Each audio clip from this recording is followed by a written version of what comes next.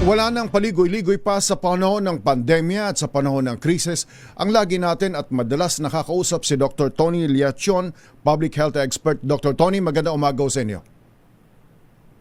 Magandang umaga sa inyo, Secretary Chavez, at sa lahat ng nakikinig at nanonood sa inyong programa. Magandang umaga po sa inyong lahat. Ka-Cesar lang po. Dr. Tony, anong dapat naming matutunan? Anong ibig sabihin nito at anong impact ng Iran crisis, oil crisis sa public health ng mga Pilipino? Ang unang dapat nating gawin bilang isang leader ng Department of Health ay establish muna yung reputasyon at character bilang isang pinuno. Ang tingin ko, ang laki ng mistrust ng tao sa Department of Health. Maliban doon sa flood control, ang isa sa nakagiba ng trust rating sa ating Pangulo ay yung pag-defund, yung pagdilipat ng pera from the PhilHealth to the Treasury na 60 billion na napatunayan na unconstitutional. Ang masakit niyan, hindi nabayaran yon at kinarga yan sa 2026 budget. Nagkaroon tayo ng double whammy. Pangalawa, noong 2025, hindi nagbigay ng budget ang Kongreso, Senado, at iba ng Pangulo sa 2025. Kaya nag-file tayo sa Supreme Court na bigyan kasi unprecedented dyan. Hindi binigay yung sin taxes natin sa loob ng 3 taon. Ang arrears nila po ay 220 billion galing po sa tobacco, alcohol, sa PAGCOR at PCSO. Kasi yan ay nag-file ng resolution dyan si Senator Loren Legarda. Sa makatuwid, ang unang mong iisipin kung ikaw ay Secretary of Health, dapat isusubi mo ang budget para sa kalusugan. Alin ang budget talaga sa kalusugan? Ang universal payer na nag-iisa lang sa ating Universal Healthcare Law ay ang PhilHealth. Dapat yan napondohan mo para pagdating ng rainy season, ng crisis, ang bansang Pilipinas hindi magkakaproblema. Kung alala mo ng Presidente Duterte na nag-COVID pandemic, naglaan sila ng COVID 200 billion funds para pag na-admit ang isang COVID case, 800,000 ang case rate nun. Wala kang down doon. Papasok ka sa ospital, yun na ang magiging bayad sa'yo. Dr. Tony, if I may. Naging ang mga taong bayan. Dr. Tony, saglit lang po. Secretary. Dr. Tony, saglit lang po. I understand yung train of thought ho ninyo. Gusto ko lang kaagad i-correlate ho sa nangyayari sa oil crisis na ito at impact nito sa ating bansa. Anong impact nito sa Pilipinas? Now, binanggit ho ninyo na noong panahon ng Duterte administration, COVID-19 pandemic, naglaan ng 200 billion para meron na kaagad na pang-absorb ng shock ng COVID pandemic. Pondo. May pondo na kaagad na naitabi para dito. Wala ho ba tayong pondo ganyan? Hindi ho ba may PhilHealth tayo? Ang PhilHealth ho, hindi ho ba? Ang PhilHealth Fund ho ay hindi lang para sa panahon ng kapayapaan, kundi kahit sa panahon ng giyera o krisis, ay mayroon kang mapagkukunan para yung walang kakayahang magbayad ng pagpapagamot ay mayroon kang pagkukunan. Are you saying wala tayong ganyang pondo ngayon, Dr. Tony? Wala tayong pondong ganyan na nilaan specific for a crisis situation. Kasi sa ngayon, nasa ospital tayo, ang dami po mga pasyente naka-imbak lang doon at hindi makabayad. At naghahanap sila ng mga guarantee letter. So, ang nakasama pa sa polisiya na ginawa ng Department of Health, naglagay ang secretary ng MAIPIP. Ito yung Medical Assistance for Indigent at Incapacitated Financially Patient. Ito pa yung umagaw, nagpahina sa PhilHealth na na-undermine pa yung universal healthcare. Instead na yung perang yun, 53 billion, dapat nilagay mo sa PhilHealth. So kung yung 200 billion na utang, Secretary, tapos binigay yung 60 billion, binigay yung 74 billion ng 2025, tapos yung maipip na 53 billion, meron kang buffer kung magkakasakit ka. Yan nga ang sinasabi ko sa aking mga anak. Kunyari, maliit na pamilya lang, ire-recast mo yung budget mo na maglaan ka sa mga bagay na importante. Anong pinakamahalaga sa panahon ngayon ng krisis? Ang wag ka mahospital kasi wala ka ibabayad sa ospital. Maliban sa food security at sa transport fee, ang pinakamahalaga na ikalusugan na wala kang iisipin na meron kang babayaran. Eh ng kaso, sinimot yan eh. Sinimot yung 2024 budget. 2025, sinimot yan eh. Tapos may utang pa pala sila sa atin 200 billion. So saan ka kukuha ng pera ngayon? Na dapat doon, ng panahon ng pandemya. Doc, nabalitaan natin na naisauli yung 65 billion. Nabalitaan niyo ho ba yun na naisauli yung 65 billion na previously ay nakuha sa PhilHealth? Hindi na isole. Sinabi ng Supreme Court, isosole. Kaya lang ginawa ng ating mga legislators, instead na isole from PhilHealth, from the Treasury to the PhilHealth, ang ginawa, kinarga nila sa 2026 budget. So ang nagbayad pa rin, taxpayers' money. So kinuha mo, kunyari, sabi ni President Bongbong Marcos, ito, may sobra kami sa DPWH, isoli na yan from Treasury to PhilHealth, September 21. Hinintay pa ng government na lumabas yung December 5 decision ng Supreme Court. So akala natin, isosoli yan from Treasury to PhilHealth. Hindi. Kinarga po yan sa 2026 budget. Sa mga tuwid, wala silang binayaran. Naglagay lang sila ng additional budget para sa 2026, para akalain nagbayad. Pero yan, kinarga rin niya sa taxpayers' money. Dapat sinoli nila yun. Okay, understood. So, yun ho ang nangyari. Alright, understood. Understood, Dr. Tony. Again, gusto ko sanang maunawaan sa pamagitan ninyo, maunawaan ng ordinaryong mamamayan,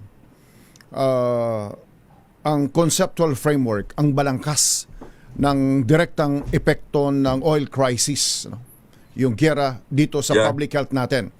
Definitely may nabigay na ho kayong dalawa ang sinasabi ninyo. Kung apples to apples, noong panahon ng Duterte administration, naglaan ng 200 billion para pangsagot in anticipation ng mga magkakasakit, dadalhin sa ospital, mayroon ng 200 billion. Alright, that's item number 1. Item number 2, you're saying na kahit mayroong PhilHealth, sinasabi ninyo na nakulangan ang pondo sapagkat ginamit sa iba at yung dating kinuha rito ay hindi nakakabalik. Ngayon, gusto ko sanang maunawaan at gusto naming maunawaan anong ibig sabihin nito sa ordinaryong mamamayan, say, in the next 4 weeks, sapagkat wala pang kasiguran kung kailan matatapos ang giyera sa Iran sa ngayon nag-expand sa ilang bahagi ng Middle East sapagkat yung binobomba na ay kung saan may base militar ang Amerika sa Middle East, tinitira na rin yun. Alright. So medyo lumalawak at wala pa tayong nakikitang dulo nito ng katapusan. Pero tayo sa mga Pilipino, mamaya pag-uusapan ko yung impact to food security, mamaya pag-uusapan ko namin ang impact nito sa negosyo. Pero sa public health mismo, no? Halimbawa, sa household, puntahan natin yung household para higit na maunawaan ito. Sa pagkakaunawa ho ninyo, anong consequence, anong unintended consequence ang kakaharapin nila? Maring hindi pa ngayon, mga susunod na araw, mga susunod na buwan, dahil lang sa giyerang ito.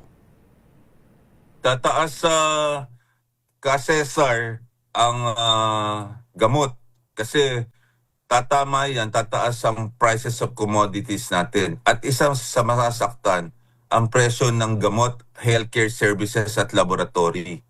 Some of our medications natin, inaangkat natin sa ibang bansa. Like yung mga cancer drugs, sophisticated drugs, na magbabayad tayo in dolyar. Since tumaas ang exchange rate ng ating piso 60 pesos to $1, mangangahulugan pag nag-import tayo ng mga healthcare facilities or healthcare medications, mahal ang babayaran natin. At kung ikaw ay si Juan de la Cruz at 800 pesos ang sweldo mo at ikaw ay na-hospital at wala kang HMO, saan ka pupunta para magbayad dun sa hospitalization mo? Kahit middle class ka, isang catastrophic illness lang, sumesweldo ka, ang iyong HMO, ang limit ay 200,000. Kunyari ma-ICU ka, stroke, ang ICU 100,000 per day. 2 linggo ka, ubos yun. Ang daming pasyente ngayon na ganyan ang nangyayari. Yung middle class, siya na ngayon ang new poor. Kasi whatever savings you have during this time na may pandemic, gagastusan mo yung hospitalization mo. So, yung pag-alis din ng ating mga doktor, nurses, aalis po sila, hindi pupunta ng Middle East, pupunta ho sila ng Singapore, pupunta sila ng Canada, pupunta sila ng UK, or maaaring pumunta ng Amerika kasi wala silang aasahan dito sa atin. So, magkakaroon tayo ng brain drain. Pangalawa, wala tayong funding sa PhilHealth. At yung ghost hospitals, hindi natapos yan, wala rin pupuntahan ng ating mga kababayan. Alright. So yun ho ang impact sa public health natin. Kasi nag-umpisa tayo na marami tayong problema na ngayon lang natin nakikita at tatama sa atin. Dapat ang Pilipino, kung magkakasakit, hindi niya iintindihin ng healthcare. Okay. Kaya pumasok ka sa private or public hospital. Alright. Alright. Thank you, Doc. Standby sapagkat sa ating pagbabalik. Very well explained. Thank you, Doc. At least naintindihan na natin ngayon ng mga nakikinig sa atin at nanonood yung conceptual framework, unintended consequence ng Gulf, ng giyera sa Iran, expanded sa ilang bahagi ng Middle East, anong direktang impact nito. Napakaliwanag ko. Mamaya sa ating pagbabalik, after commercial break, Dr. Tony, nais kong tanungin kayo sapagkat nakita ko sa isang statement ninyo na wag lang sa public hospital, kundi dapat yung MAIP, Medical Assistance for Indigent Patients, ay dapat tanggapin na rin at ma-avail na rin sa private hospitals. Sapagkat maraming lugar, mamaya ho sa ating pagbabalik, sapagkat gusto ko yung ituloy doon sa konteksto, paano anong magiging sa private hospital ba? Pati ba mga professional fee, hospitalization ay inaasahan nating mag-i-increase o nag-i-increase na ngayon? Mamaya ho yan sa ating pagbabalik. Ang oras natin, 19 minutes makalipas ang alas 7 ng umaga.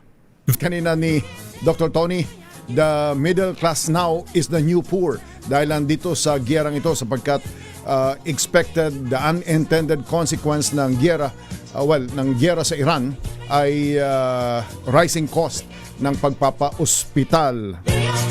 Which means yun din at hindi lang mahihirap ang tatamaan kundi ang mga ngayon ay may mga kakayahan. Alright. Merong panukala si Dr. Tony Liachon na yung Medical Assistance for Indigent Patients o MAIP, kilala ho ninyo ay MAIP, ay dapat i-avail din sa private hospital. Tanong ng marami, bakit Doc? Sa government hospital lang po ba ito? Dr. Tony? Yes. May dalawang cases right now na natulungan ng MAIPIP pero hindi formal eh. Bigyan ko ka example. Ang MAIPIP kasi na pera, 53 billion ang nalaan ng Kongreso sa Department of Health. Discretionary yan eh. Kaya lang ang bagal ng proseso kasi ang Department of Health wala pa siyang infrastruktura katulad ng PhilHealth. Ngayon, yung isang pasyente, cardiology fellow, na angiogram yung kanyang ama, walang ibayad eh. Nangyari, humingi po to ng guarantee letter sa mga senador. Mababait naman. At ang sabi, sasagutin daw na MAIP. Private po ito So, nakalabas. Ngayon, meron hong media, broadcast journalist, ang kanyang ina ay may cancer ho dito sa batak, sa puwet, at ang gastos ay 1 million. Pero kailangan ho kumuha ng guarantee letter kay Speaker Faustino D, kay Congressman Sandro Marcos at ilang mga kongresista. Pero yung letter ni Faustino D, susulat pa kay Ted Herbosa. At yung sulat ni Ted Herbosa, yun ang i-honor ng private hospital. Sabi ko, ba't hindi na lang ilipat ang certain percentage na maipip sa PhilHealth? Kasi magiging discretionary si Ted Herbosa kasi wala ka namang case rates para doon sa mga bagay na yan na meron ang PhilHealth. At para hindi na palaboy-laboy yung mga pasyente, pupunta na lang sa statement of account doon sa billing section ng private hospitals at doon na babayaran kung magkano ang babayaran doon sa procedure. Hindi na natatagalan. Ngayon, 2 linggo na takbo ng takbo yung media journalist na ito sa pagpunta sa Kongreso para makakuha ng letter kay Secretary Herbosa na ibibigay sa hospital director ng hospital sa private. Yan ang nangyayari ngayon. Kasi nga, naghati ang babayaran na dapat PhilHealth lang ang universal payer. At yan ay dapat, sa aking palagay, sa next season, tanggalin na po yung maipip. Kasi yan ho ay nagpapahina ng PhilHealth at Universal Healthcare Law. At sana dahil may krisis, maisip sana ni Presidente Marcos through an executive order, siyempre under the Department of Health, yung budget na maipip, ilipat mo na sa government as well as private sector na ang gagamiting case rates ay yung ginagawang established na case rate ng PhilHealth. Yan ang pinakamagandang regalo ng Pangulo. Kasi kung ang magtatamasa lang ng PhilHealth ay mahirap, yung middle class mahirap na rin pag nagkasakit at milyon-milyon ang binabayaran. Alright. Tama ba yung pagkaunawa ko na okay ang medical assistance to indigent patients? Okay yan. Pero you're saying, dapat wala sa diskresyon ng mga politiko at dapat idiretso na ito in part or in whole sa PhilHealth, sapagkat sa PhilHealth may establish tayong case rate, which means walang discretion ang sino mang Poncio Pilato kung itong si broadcast journalist or itong anak ng doktor o itong mahirap ay dapat 1 milyon, 2 milyon o kaya 200,000 lang o 100,000 lang. Tama ho ba ang pagkaunawa ko, Dr. Tony? Tama. Kasi minsan ibibigay lang ng Department of Health 50,000, ang bill mo 1 million. Saan makakarating yun? Samantalang yung kanyang ama na heart attack So siyempre, ang dami niyan. Meron pa nga isang doktora na operahan yung kanyang asawa, 3 milyon na gastos niya kasi emergency bypass. Hindi covered ng emergency bypass ang itong pasyenteng to. Humingi pa ako ng tulong kay Senator Pia. Marami ako nilapitan dito. Ito'y health advocate. Imagine mo isang doktora na operahan yung kanyang asawa ng bypass. Namatay din yun yun yung mga bagay-bagay na dapat meron tayo sa panahon ng pandemya. Actually, panahon ng krisis na parang pandemya. So dapat meron tayong emergency. Ang pagkakaunawa ho namin, ang common understanding ho namin, kapag ka doktor ka, hindi ka masyadong namang problema sa pambayad ng pagpapa-hospital mo o ng inyong pamilya. So, mali pala yung ganyang common perception. Tama ba, Dr. Tony? And second question, hindi ho ba pwede ring bigyan ng discretion ang Department of Health? Sapagkat baka doon sa case rate ay mayroong mga instances na hindi sapat ang naipagkakaloob ng pamahalaan na tulong. Kahit may case rate system tayo, may mga instances na hindi sapat ang naitutulong ng gobyerno, and therefore bibigyan dapat ang Secretary of Health, ang Department of Health ng diskresyon na ito may maip, dadagdagan pa kita sapagkat sa case rate ay 500,000 ka lang. So ang tingin ko ang gastos mo ay 1.5 million dahil may maip, may diskresyon ako sapagkat kawawa ka naman, 1.5 million. Sa case rate, 500,000 ka lang.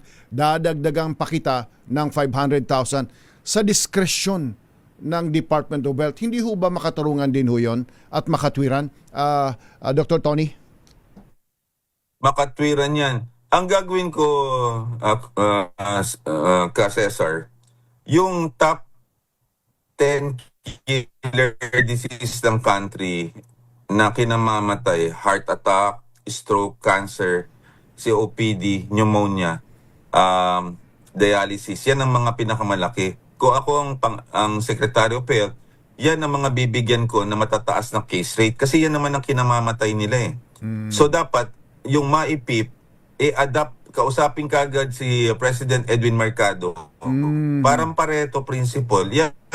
Yung binanggit ko na yan ay 80% na namamatay sa ating bansa. So para hindi na magkatagalan, yung top 10 killer diseases, lagyan kagad ng pondo yan at tigigis 1 milyon. Kasi yan naman na ikamamatay ng mga Pilipino, stroke, heart attack, cancer. MRI pa lang 30,000 na eh. O dun pa lang sa stroke, paano ko magpapa-admit kung yung dun pa lang sa ER 30,000 na? Ubus na kagad yung dala-dala mo. Okay. Kaya ang iba, umiiyak na dumilisan, walang savings kasi. So dapat yan ang dapat nating gawin. Okay. Alright, Dr. Tony, maraming salamat ho sa paliwanag ko ninyo sa ating palatuntunan sa umagang ito. God bless you ho. At least marami uli kaming natutunan ngayong umagang ito sa aming panayam ho sa inyo. Happy weekend po, Dr. Tony. Alright, si Dr. Tony Liachon, ang isang... Alright, medyo... Sir, at kapit lang mga kababayan.